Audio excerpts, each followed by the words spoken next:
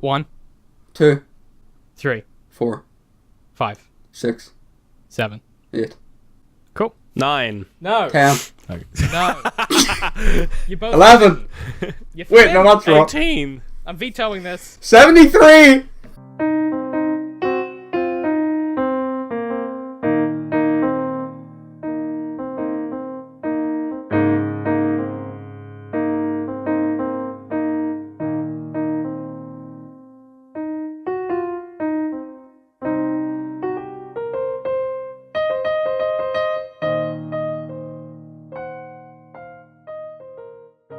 Hey guys, welcome back to the After Artists podcast, official podcast of digital and creative media works, where each week we take something from pop culture and try to break it down to better understand it. My name is David. My name is Ben. And we're joined by returning guest Adam. No, it doesn't. You fucked it up, Adam. Oh, it doesn't. Alright, roll it again.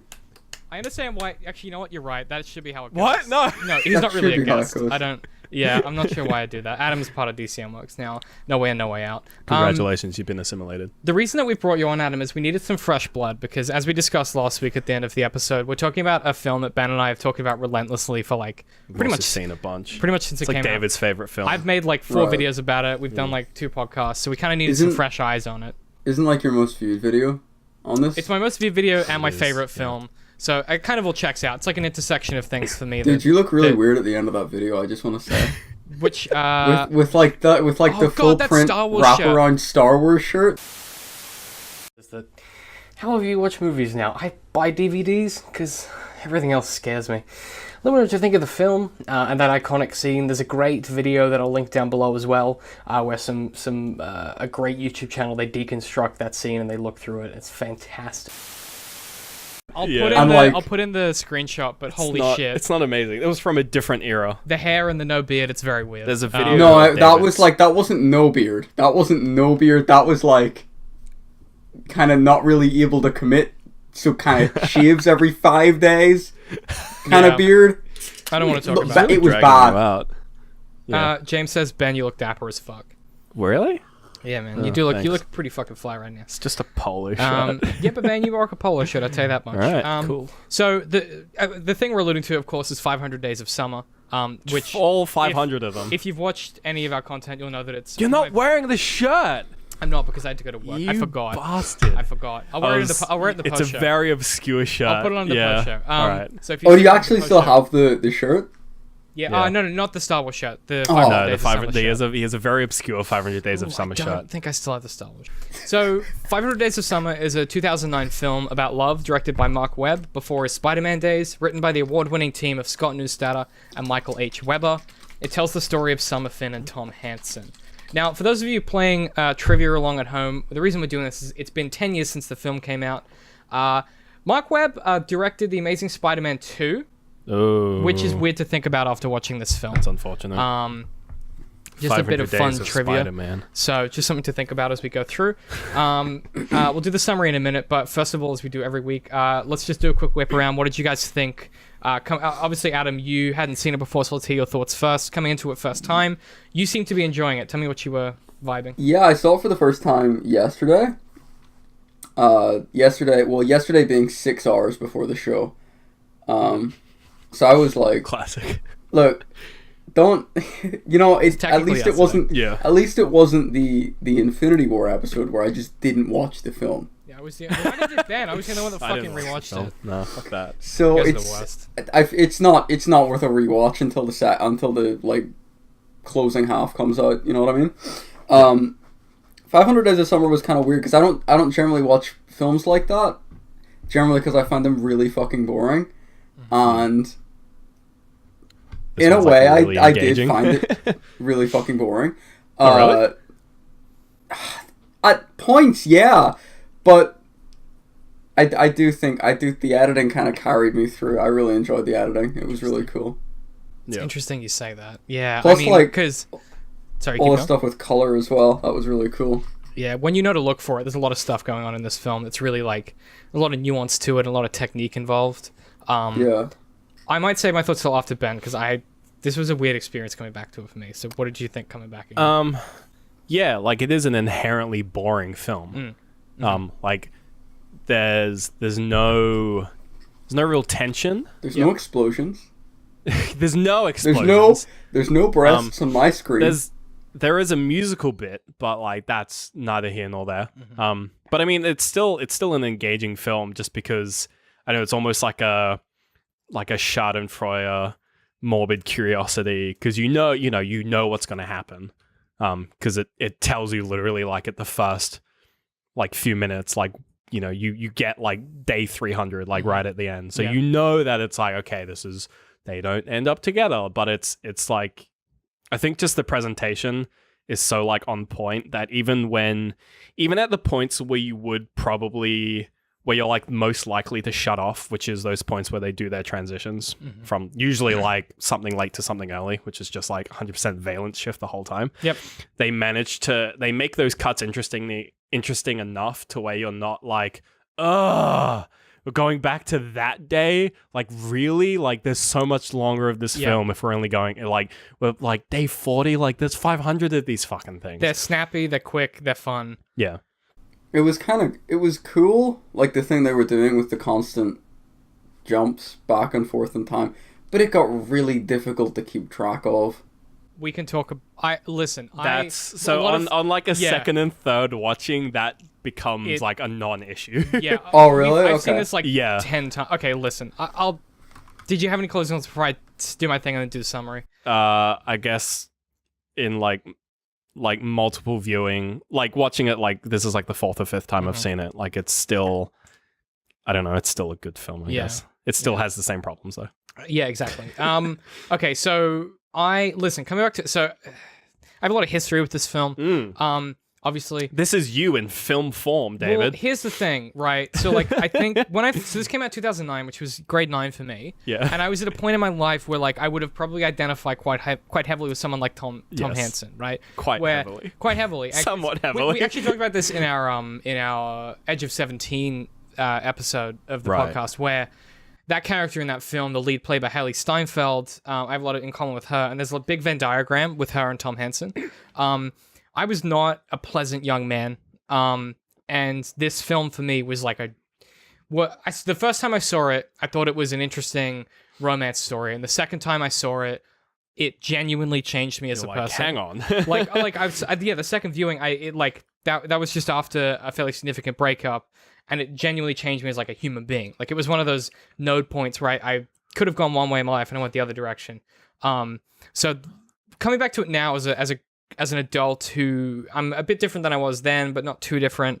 There's some stuff in it that I picked up on that I never noticed before. Right. And that's kind of primarily what my reading is going to be about, is those things that I haven't spoken about before. I'm happy for you guys to tell me about, obviously you didn't go back and re-listen to the previous episodes like I did, but if there's stuff that you noticed that we've already talked about, I would love to rediscuss that. But there's some new stuff I have as well. Again, really enjoyed it. Had a great time with it. It's one of my favorite films. Soundtrack is slapping. Yeah. I love it. Okay, I'm gonna quickly do the summary because it's pretty short. I'm gonna do it in not chronological order, just the order of the narrative. Okay. It's pretty quick. Tom Hansen, a greeting card writer, meets Summer Finn, his boss's personal assistant. The two begin an on-again, off-again relationship across 500 days, which we experience out of sequence. Initially, Summer explains she isn't looking for a relationship, and Tom seemingly is looking for true love. The two experience the 500 days as a tumultuous, complex web of emotion and drama, told primarily from Tom's perspective by an omniscient narrator. Ultimately, Tom continues to ignore what Summer wants and drives them apart. We then learn Summer is engaged to someone she just met, and Tom must finally reconcile with himself. If he really wants to love someone, he has to love himself first. After a journey of self-discovery, Tom meets Autumn during a job interview for a role he actually wants. She is a girl who already exists in his world. Roll credits. When we initially talked about this film, Ben, one of the comments that you had is that last scene, you were like it's like a pretty cringy thing the first time you watch it, where you're like, oh, he's learned nothing. Yeah. But when you examine the themes and the kind of stuff going on in the film, it's kind of nice. So you have this, and I don't want to rehash the content of the video, but the ending primarily is saying, actually, this relationship could work because it's not trying to force a square peg in a round hole. He's not trying to, date this girl who doesn't want a relationship, who is from a completely different world than he is. She likes architecture. She's wearing the same colors that he wears. There's a lot of themes at play. I still stand by The It's fact still- that he hasn't changed. I don't think. Well, On this viewing, I still stand by it. I think it's a. It does kind of outright say it as well, doesn't it? Like the narrator's saying some shit, and then he's like, "Ah, fuck it, I'm gonna do this, do it anyway." And the narrator's like, oh, "Okay, well, you can hijack my story, dickhead." Yeah, then the narrator is an interesting part of this film because he appears twice. 3 times. At the start, at the end. There's one in the middle. It's one in the middle. Yeah. I don't put a lot of strength on Sorry, what the there's narrator one, says. There's one after the reality expectations scene, Oh yes. Yeah. You're all right. which we'll come back to. Yeah, I don't put a lot of weight on the narrator, just because I don't think I think the film is too much in the perspective of Tom that I don't think the narrator has much weight compared to the actions of Tom. I don't think there's like enough of the narrator to make it feel like it's actually a part of the movie. It just kind of feels like a weird jump to a different film we're not watching every time he comes in. Yeah, which I could defend until I die, but I won't do that right now. Again, like I think like we can get hung up on the ending, but like personally, I think I still stand by the idea that it is just like it's 500 Days of Autumn. Yeah. Exactly. It's about the process. The film is about the process of getting to the ending, not about the ending. Yeah. So I wanted to start with talking about the non-linearity. We can come back to the color later and kind of breeze through the color because I've talked about it to death. But the non-linearity was something that I was more fascinated by this time because I knew what was going to happen. Because I've seen it so many times, it vibes less as a gimmick and more of an exploration of like what it's like to try and remember a relationship. When you've had that kind of like 500 days is quite a long time. When you try and remember it, nothing ever seems quite linear. Things bounce thematically in your head, like events are linked thematically together, not chronologically. You don't go, oh yeah, remember at the start of our relationship. You go, yeah, when we broke up, and then That midpoint bit. When we broke up at that diner after we went looking at records, and she likes Ringo Starr. Remember when we had that cool thing when she liked Ringo Starr, and you kind of bounce thematically between memories. And memory, and I guess what I was thinking about when I was watching it this time is that memory isn't real. It's this kind of sort of malleable, weird thing that exists, and the way we recall it's really weird. And there's several like non-real moments in this film, obviously, like some really obvious ones, but there's some weird, strange cuts where like the scene gets penciled in with like a pencil, which is weird. Like it gets colored in. The convenience of everything that Summer does is set against brightly lit spaces. Tom's friends have like a weird office moment where they talk directly to the camera about love at one point. Just got lucky. We met in elementary school. In 7th grade, we had the same class schedule, and we just clicked. Love? Shit, I don't know. As long as she's cute and she's willing, right? I'm flexible on the cute, so. 21 years. She's the light that guides me home. Yes, that is from one of our cards. No, someone else wrote it. Doesn't make it less true. And then you have that great comment during that scene, which is, she's better than the girl of my dreams because she's real. I think technically the girl of my dreams would probably have like a really bodacious rack, maybe different hair. Probably, she'd probably be a little more into sports. But truthfully, Robin's better than the girl of my dreams. She's real.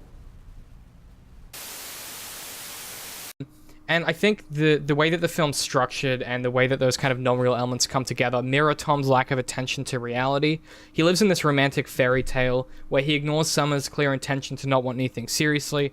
He constantly pretends things are going well, and he fails to notice basically everything that's going on that's bad because he's so interested in being in love.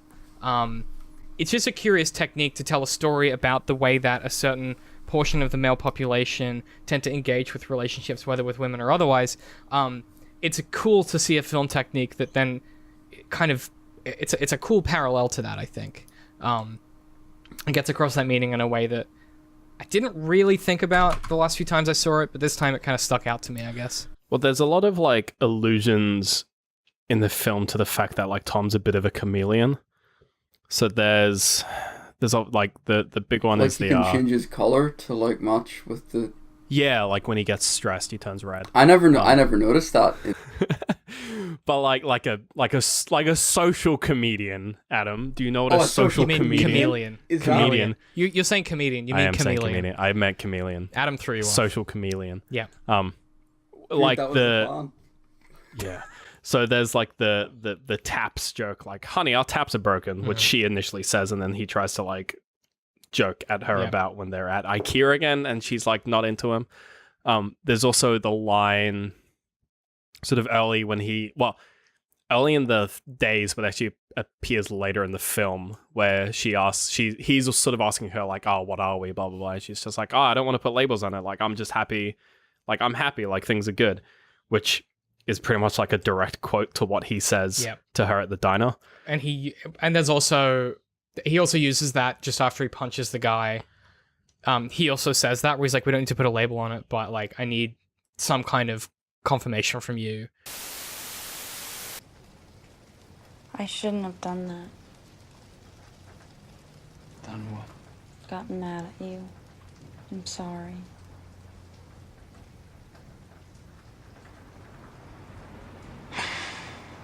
Look, we don't have to put a label on it. That's fine, I get it. But, you know, I need some consistency. I need to know that you're not gonna wake up in the morning and feel differently. Of what we are. Like you're right. He does keep mirroring her language, which is interesting because again, that's what you do. One of my topics is Pixie That's what Girl. I used to do that all the fucking is time. Pixie Girl Dream Trope versus Tom Hansen the fuckboy. Sorry, what? Pixie Girl Dream Trope versus Tom Hansen the fuckboy. Sorry, what? I don't mean fuckboy in literal sense. It's just the note. Can we just get like one more time? Pixie Girl Dream Trope versus Tom Hansen the fuckboy. Is that just like Scott Pilgrim vs. the World? So I can explain that that dude, if this was like a prequel, that'd be tight. So the Pixie Girl Dream Trope is basically something that was coined in 2007, which refers to the way that a lot of, and it's not explicitly about male or female characters or male or female writers, but it's a way that writers will create love interests. Can I? Sorry, Are continue, they? but I just realized they're always bisexual. I think Ben just learned why Stephen Moffat's writing isn't very good. Ah! Okay, the Pixie Girl Dream Trope is basically this idea in writing where writers have this problem where they tend to craft love interests in a way that is very non-real. So think about in something like Pitch Perfect, the male love interest in that is more or less a perfect dude. He's pretty handsome, but not too handsome. He's good at singing, but he's sensitive, but he also likes sport. Think about, every girl in pretty much every rom-com ever where the dude's, lusting after her. She's a bit aloof, and she has weird stuff in her home, and she has fairy lights, and she dresses in fun, weird clothing. I'm and fucking angry about this thing that I just realized. Yeah, it's in everything. And this film is interesting because it's a deconstruction of that, but it's also a reinforcement because both parties in this film, so both Summer and Tom to obviously the greater extent, but Summer to a lesser extent, treat each other like they're that kind of trope where they're just like the ideal of what they need at that moment. Right. So because Tom, like the conceit of the story is that Tom is unable to view any of Summer's complexity. A good example is. Or a really cool nod that I thought was the morning after they first have sex, he checks himself out in the mirror and sees Han Solo, which is a reference to the deeply sexist relationship that Harrison Ford's characters have with women. Yikes! Yeah, that hasn't aged well. Well, no, that's the point of that reference. He's saying like he's going. This is a big yikes. Is it like a self-aware? Yeah, it's a big yikes. He's saying because Tom's checking himself out and he's seeing Harrison Ford. Yeah. Right, and Harrison Ford throughout his career has had very predatory relationships I'm with aware females of on that. camera. Yes. So the film is saying. Tom is going, I look as good as Harrison Ford, suggesting that's an idol because it's trying to imply that kind of Tom has preyed upon her vulnerability in the previous evening's events. Because the first time I saw this film, that just came across as like, oh, they're just like tongue-in-cheek. They're just getting Harrison Ford. They might be, but the metaphor in a post-philosophy tube world, after that crazy video came out, everyone went, actually, yeah, Harrison Ford has some which rough roles. Which is the Philosophy Tube video? I don't know if it was Philosophy Tube, but there's I a don't know video if I've by seen someone talking who basically just deconstructed. That's Pop Culture Detective, I think. Sorry, I've never yeah, heard Pop of Culture Philosophy Tube before. I have like He's great. I have He's this also image pretty of good. like a big tube. Like a big tube full of and like you look through Socrates it, and it bits. says philosophy. Yeah. It's just a kaleidoscope. Yeah. In a post that video world, at least for me. Right. Yeah, it does. There's a lot of. It's always comes been across that. different. Yeah. But it's like, were they aware? Probably. Well, because that scene is very It's I've Mark. always It's Mark seen Webber. that- He's worked with people that have worked on Star Wars. Like, because I've always seen that scene as just being like, just sort of over the top, full of tropes, just so like going incongruous ham. though with the rest of it should have been like a Beatle or like Smith's band. Like it's so incongruous with the rest of the film. There's not a single other It reference. fits perfectly, but No, but I mean in the sense that like the scene is perfect, but the reference is incongruous with the rest of the story's referential ideas. It's referencing records and bands, and this is just Star Wars. Like it, you go what? Like it doesn't quite sit. So that was why I think that it might be very deliberate. But again, I could be overreading. They could just be like JGL looks like a young Harrison Ford. Well, he looks like apparently like a young Bruce Willis, which I still disagree with. Look, I was gonna make that joke, but Yeah. You know, Tom's. So I'll kind of breeze through this just to give you guys an idea, and then I want you to tell me what you think of this. So, still on the think it's the dumb. Pixie Girl thing. Tom's biggest failure is his obsession with love at the expense of like actually pursuing his passion. So he's a brilliant architect theoretically. We don't know that for sure, but displaces so much of his like. He likes buildings. He likes an buildings. architect. Which he likes drawing buildings. That doesn't make you a fucking architect. he has an architecture degree, and I know it doesn't make you an Oh, architect. he has a degree? When's that mentioned? in the film, several times. Yeah. multiple times. Really? It's on his wall. It's on his wall in It's several mentioned. shots, and It's actually mentioned once when he I need meets to some pay of them more for the first attention to time. this shit. Yeah, it's like one line. You just. I was getting slack. distracted by all the No, weird editing. And We can honestly, get to Adam, it that. probably isn't you. We've just seen this that many times. Yeah. Right. He displaces so much of his passion onto Summer that, like, both relationships, his working relationship with himself and his romantic relationship, kind of ultimately are doomed to fail. His vision for the future of the buildings mirrors his desire. So this is like, I was overreading a bit on this one, but I'm gonna read it out anyway.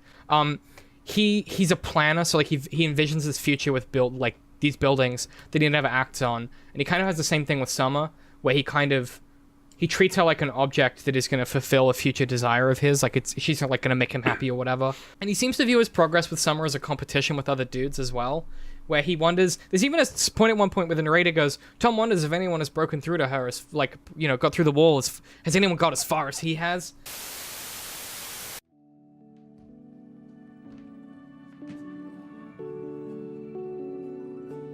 For Tom Hansen, this was the night where everything changed.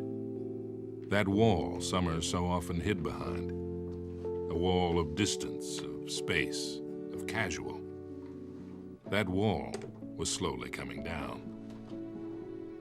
For here was Tom, in her world, a place few had been invited to see with their own eyes. And here was Summer, wanting him there. Him, no one else. You ever been in a tornado? No. You know, but That's at no not point a do you fucking video game. Yeah, and it's like, Yeah. Tom doesn't give a shit about her. He's just like, oh, this is like uncharted territory. Maybe this is the trick to make her want to fall in love with me kind of Well, yeah, thing. because there's the scene where he like asks her about her previous relationships, which is where we get the dumb pixie girl bisexuality trope, which I've just realized is now a thing. and Oh yeah, annoyed me. don't watch anything Stephen Moffat's made that has a female character that's no. smart. They're all bisexual for some reason. And the space wizards. He and- thanks that to be smart, you have to be bisexual, as if that gives you magic. it does give you magic. Yeah. Yeah. Yeah, Yeah, but like no, that's- it does give you magic though. You're aware of that, right? Wait, is Sherlock The superpower. bisexual? No. He's Well, he does just have coded- magic, so He's coded gay by other No, characters. He's coded no, gay he's because not coded of gay. Watson. They gay bait him. That's They different. gay bait him. Um, It's just as bad. That's just interesting that Moffat only goes in one direction. That's all I'm saying. Yeah. Sorry, continue, Ben. Yeah, that scene where like he asks her of like her previous relationships, and he has like this mental image of them all being like these like very Typical dudes. well, not typical dudes, typical. but like peak, Nah, like peak dudes. I meant typical rom-com like jocks. Like typical. yeah. So like what he sees as like peak. dudes is what I meant. Like yeah, dudes. Yeah. Where and like the puma where he's like, yeah, he's definitely just got a big penis, and it's like there's nothing she says implies he has a big penis. But he's looking for competition. So yeah, he's like looking, he's sort of like comparing himself to these. He's saying I'm better than them. Yeah, because I'm not them. Yeah, it's you do that when you're young, it's a bit and you kind of self-masturbatory. Well, because I think masturbation is inherently self. But did you just say that? Tautology. Self-masturbatory, yeah. Self-masturbatory. No, but you're right That could though. be your Twitter bio. That could be actually. That could be like my life motto. Yeah. But you know, Tom is so averse to decision making at all that his back wall is a fucking like blackboard. What do you call it? Like, is it a chalkboard? Sorry. The whole back wall of his apartment. Blackboard, David. It's all right. This is. It's a because whiteboard is the white one. I wrote down blackboard. I meant chalkboard. Chalkboard or blackboard. Yeah. But like there's little like things in this film that just all tie his character together to being this dude that never makes a decision and then complains when nothing ever changes. You know, he wishes. There's this real fuckboy moment, which is why I called him a fuckboy in my title, where they're at the bar and he's saying to Summer, "Oh, you know, what are women dressing like now with the big sunglasses and the short skirts? The '60s. That was where it was at." Boy, all you care about is fucking. You're such a what? Say it. Fuck boy. What a fuckboy. And you just What a go, "Oh, fuckboy. that's really rough." But then, if you were ever kind of like that, you remember thinking that's a thing to think. So that same scene, when we're just sort of cutting through this film. That same scene where I'm working through my dot points. where still, the dude bro comes up and starts chatting. That's the same scene. Same scene. Yeah, starts just chatting up before that. Summer. There's like a lot of interesting parts to that scene. So he's like, "Oh, let me buy you a drink." She's like, "No, thanks." Like, she's being very confident in her ability to sort of get this guy to Diffuse the fuck off. situation. Yeah. And obviously the guy's pushing really hard and being like a jerk to Tom as well. Is that a parallel for the whole film? No, and the only time where when Tom sort of like actually like does anything is when he's sort of just given the opportunity to throw a punch. Yeah. Like before then, like there's there's physically no way he can punch the dude because of where he is. You know, just the blocking? The blocking of the scene. Yeah, the blocking of the scene prevents him. He's on the other side of Summer. Yeah, the blocking of the scene prevents him from clocking this guy. And the moment the guy steps away and then throws like not even like a big zinger, just like a generic, just another one. Like a DJ, just a spicy DJ Khaled on the side. Yeah. He's just like, all right, this is the opportunity. I'm going to sock him. And he throws a punch and then sort of just stands there as if like, job done. Yeah. And it gets walloped. But competition defeated. But then at New the goal, end, acquire woman. but then at the end, it's really the next scene when they're at her place.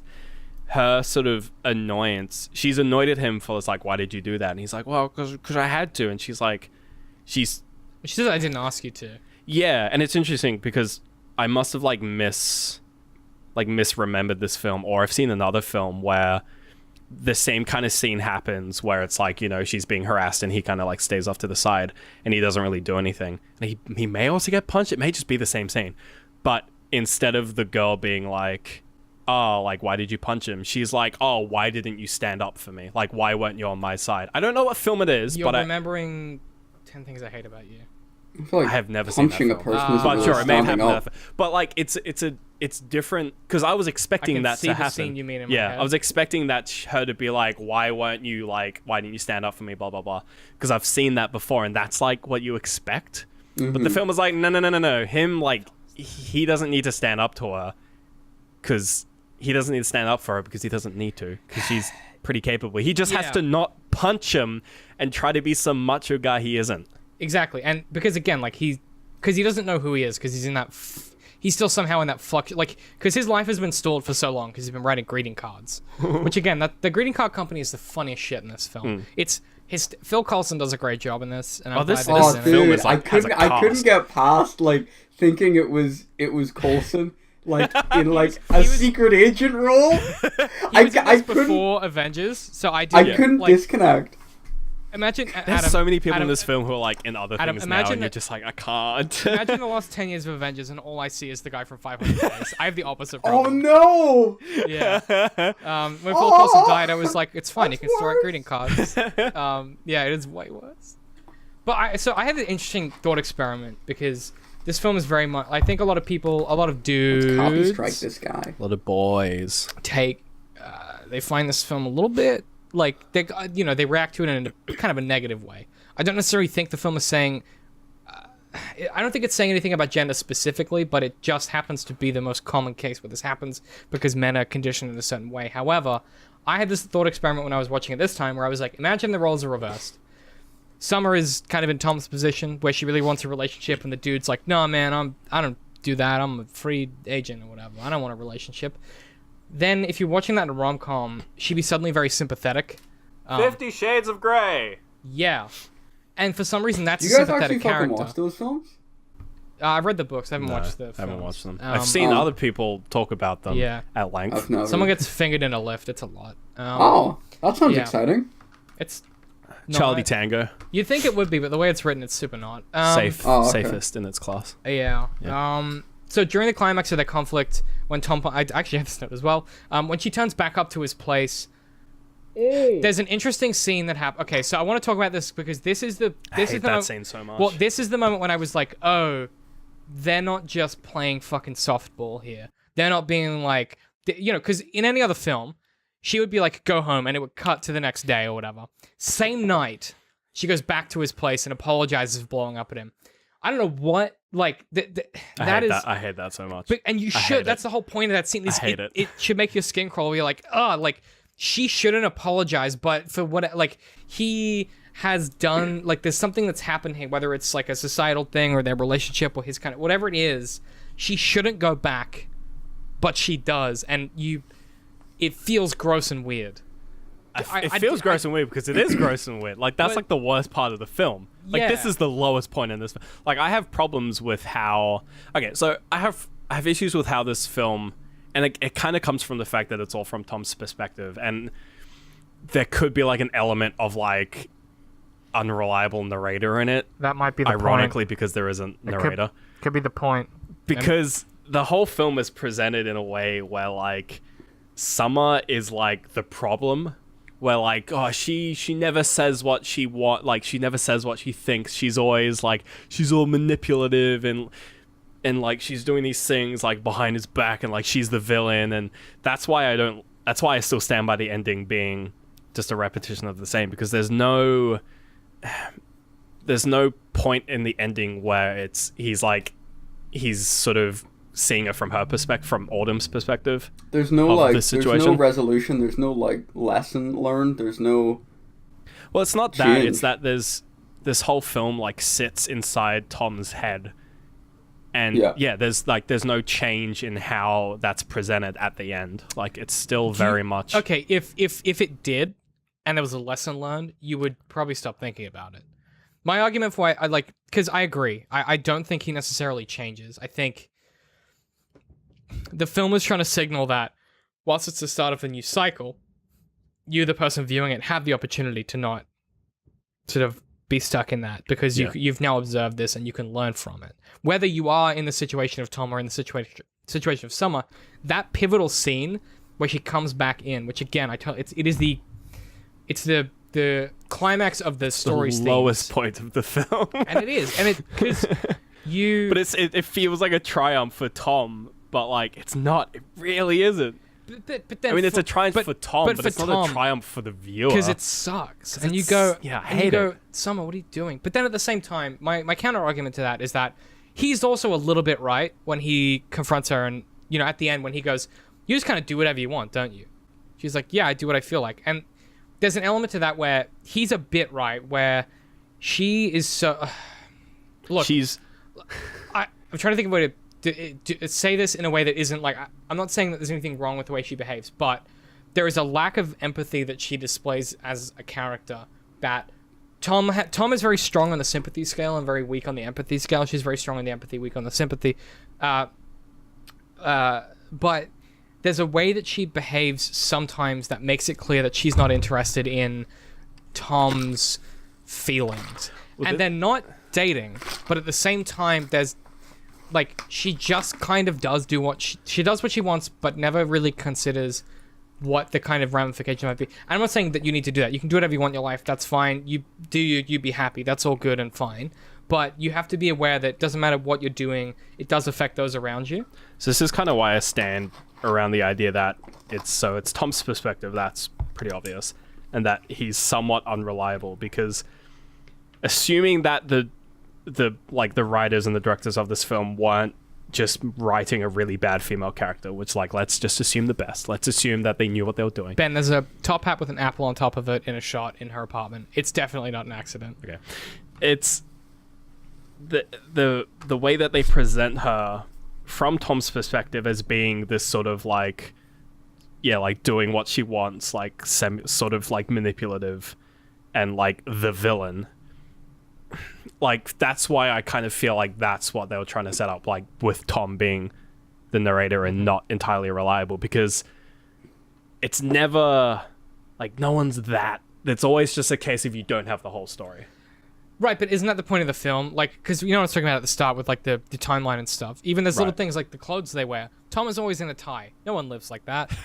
Summer's always in like summery dresses. But he always thinks. But that he remembers had a it tie. like that because that's how you remember yourself. Okay. You remember yourself in like a. So that's the unreliable narrator aspect. Is Yes. that it's a memory of the past, or it's at least a recollection, either from Tom or like I think it's supposed to be nebulous in that way.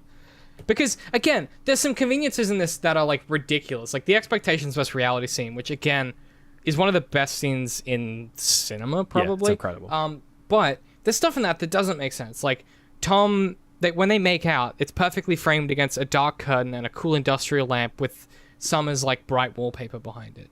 It's perfectly framed where Tom is exactly in the middle of the curtain and she's against the wallpaper. Right. And they make out, and then the other shot is him making tequila or whatever. Where he goes on a date with a redheaded girl. And she literally says everything that you're thinking. Yeah. Well, she's like, well, it sounds like she said that she didn't want a relationship. And he's like, well, fuck this. That's bullshit. I'm not interested in anyone else. She was the one. She's like, well, it sounds like she was pretty upfront with you. Like, you're kind of being ridiculous. Yeah. She just says everything you're thinking. Yeah. And that's kind of cool. Like, I think including that audience insert always gives you that out where you're like, okay, the filmmakers are at least aware of this. And then she just kind of leaves. Yeah. As you're like, yeah. That checks out. And Tom's like, yeah. Tom's like, yeah, you're right. That's fair. Was there any sort of... Because I don't want to... We're kind of running out of time a little bit. I can breeze through the color stuff, but Adam, kind of, do you want to touch on anything that you had? It... Like, going off of the redhead, it was like one in a really weird series of awkward and disorienting fourth wall breaks. Because when it comes to, I don't know if this is for everybody, but when it comes to like watching a TV show or watching a movie, when they do something, you know, when they do something smart or they do something funny that's like, you know, that's meta, I obsess over it and I get distracted by it. So like the scene where he's lying on his bed with the tennis ball and he's hitting it against the ground.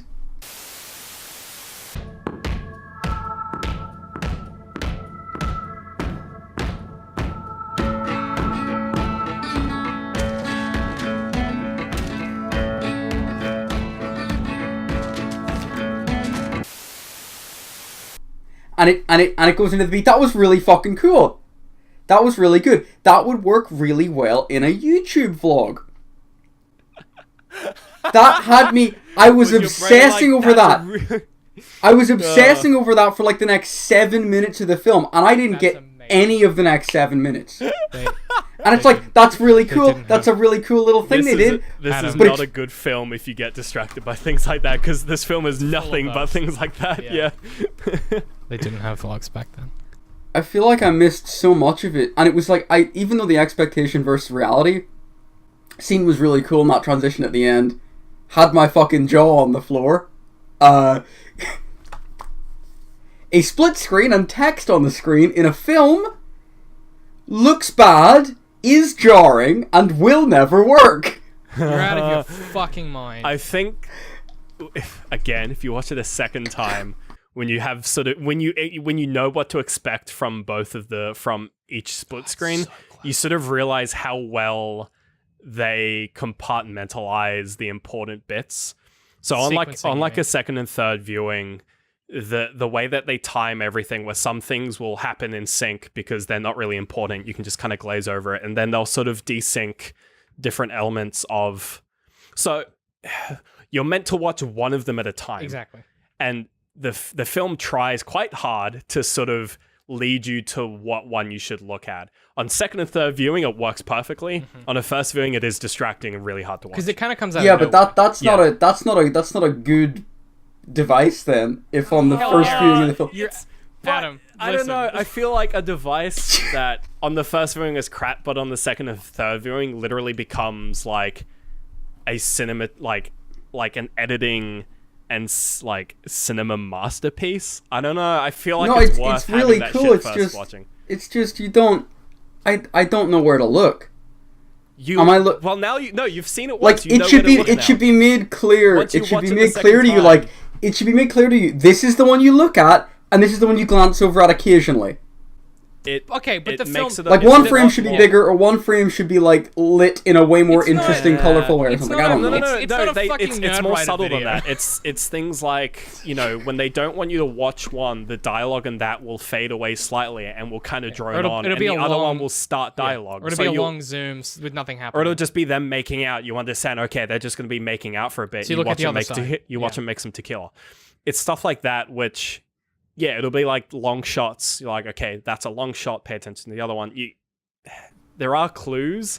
It is hard on the first watch. It's also hard for us to remember what it's like to see it at first. Yeah, I don't remember the first time watching this film. But again, it's one of those things that when there's a lot of videos about that expectation versus reality, because it is just it's not. No one had did it. No one had did it. No one had done it in that way before, to that effect before. And then no one had done it in a way that when you go back to it again and again, you get, like, every time I watch that scene, I get more from it. Because there are so many little things. Like, they shot the sequence with Tom alone about an hour later the next day. So the lighting's slightly different and the sun's setting at a slightly different angle. So it's a bit darker. And, like, they did some kind of cool things with that sequencing of how they shot all that stuff. That is so fascinating. But I just, I love it. I get why it's disorientating. I totally agree with you, Adam. However, I disagree. Agree to disagree. Yeah, I love this film. Do you have any closing thoughts, Ben? It's an interesting one. Yeah. I still think it has problems, but I think overall it's a good film. We'll come back to it in 10 years. Yeah, we'll come back to another 10 years. Yeah. Like coming back to it now, I'm a much different person than I was the other few times I've watched it. Still just, a lot of this works really well for me. The more when you think about the kind of layering of that non-linearity and that unreliable narration, it has like a lot of Edgar Allan Poe stuff going on, which I love a lot. Really enjoy it. Obviously, big fanboy. Like I'm gonna keep talking about it till I die, probably. I don't think I have anything especially insightful to add to wrap it up. We've kind of talked about it all. Do you guys have any recommendations for this week? What have you been checking out or listening to or watching? I'm gonna go home and bop 98 kids in Tetris. That's my plan today. Ben's playing Tetris Battle Royale. Dude, Tetris 99. Dude, does it have like a co-op mode? No, sorry. You can't. You're not getting carried by my Tetris skills. Sorry, boy. Dude, I need to get carried by your. I'm so bad. I love Tetris, but I'm so bad at it. I've played so much fucking Tetris. This is what I've been waiting for. This is my time to just like bop some kids in Tetris. I was in a call with some dudes. I was in a call with some dudes when it came out, and it was like there was no other game announced in that direct than like Tetris that made us freak out so much. You were like screaming, dude. It's Tetris Battle Royale, man. It's at home on my Switch being downloaded right now, and I just fucking need it. Hey boy, that Switch, it's cooking. I've been waiting for a good Tetris. So I've been waiting for a good Tetris game because Puyo Puyo Tetris. I don't give a fuck. I don't want to play that Puyo Puyo shit. I just want Tetris. Who had time for that? Isn't there like the VR one they did on PlayStation? Yeah, Tetris Effect. It's really good. That actually looked really dope. But they were like Benjamin. Yeah, in the Nintendo Direct, they said, Ben, this one is it's for you. your time. It's for you, fam. You didn't realize you wanted a Tetris Battle Royale. Here's Tetris Battle Royale. Apex Legends, get it out of here. Don't care about it. Fortnite, nah. Old news. Papa Gubbers, get that garbage in the trash can.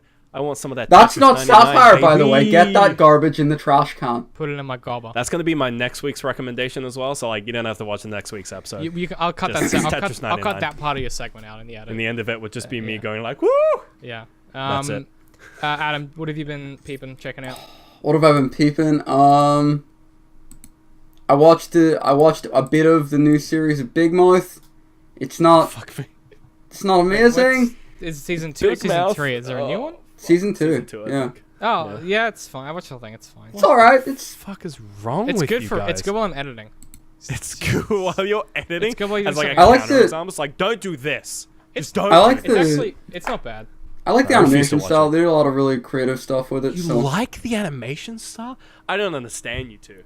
You're I wrong. fucking hate that show so much. I'm not even saying it's great, dude. I'm literally just saying fucking it's alright. despise that show. It's fine. I mean, I've also been I watching. hate it. The key thing is recommend. So, like, you recommend it, like, because No, no, I recommend not so it watching doesn't it. quite fit in the segment, does it? it's fine. It's fine, and it's something I've been watching. So Sure. That's not the same thing as. Do you Whatever. have any recommendations? okay, Let's recommendation. Big Facebook. No, Big not re- done. Facebook. I don't recommend that one. Ben's trying to end the show. Doing a bit. It's a blue hole of despair and pain that just sucks out make your your soul. recommendations so we can finish. this Recommendation. goddamn I've been fucking watching this episode. very, very good television program. It's like a sci-fi horror thing. It's called Night Flyers. It has a lot of different things going on, but I think it does it very, very well. And Doing an it- episode episode about on it it's it. in very a couple spooky. I know. I weeks. saw. Yeah. I have to watch I'm it very, now. I'm very You'll excited like about that. It's Okay. really, It's really alien. good. All right. Good. Yeah. It's Yeah. not Big Mouth. So Yeah. I. Facebook. Oh wait, no, No, I'm gonna do what? yours. Wait, what? Come on, dude. Don't be stomping on my thing. No, I got. Go ahead, David. I've been rewatching Mad Men still. What do you think? What do you Okay. think I've been doing? Facebook. At DCNWorks Social. YouTube. YouTube.com. You gotta let me finish it first. Twitter. YouTube. YouTube.com/DCNWorks. Twitter. At DCM_works. Patreon. Patreon.com/DCMworks. Adam, I will kick you Ah, off this fucking you show can if you do do it. that ever again. Ben has fought men for less. If you subscribe, Patreon starts at $3 a month. I want to shout out our most recent Patreons. Shout out to Yoop Kumans for being our top Patreon. Shout out to Cameron for joining us this week. Thanks, guys. We appreciate you helping support the show. And you get access to a bunch of extra content. Our Spooky Interface series, Part 8's coming out soon. You get access to over 62 hours. I just did the math the other week of behind-the-scenes podcast content. 62. It's a lot. That is a lot of behind-the-scenes podcast content. Our And Road where to can you Infinity find War, that behind-the-scenes podcast content? It's on the screen right now. Our Road to Infinity War Cool. podcast, where we watch every single Marvel film in the lead up to Infinity War, and we lose our minds a bit. Patreon.com/DCMworks. And you can also vote on what we should cover. At the start of each month, we put up a master post where you can suggest books to cover on book club, films, TV, games, anything you want to see us cover. You can do it there. Otherwise, if you want to follow us individually, I'm at DCMWorks. I'm at Little Citrus. I'm at ThatAdly. We'll see you guys next week. Auf Wiedersehen.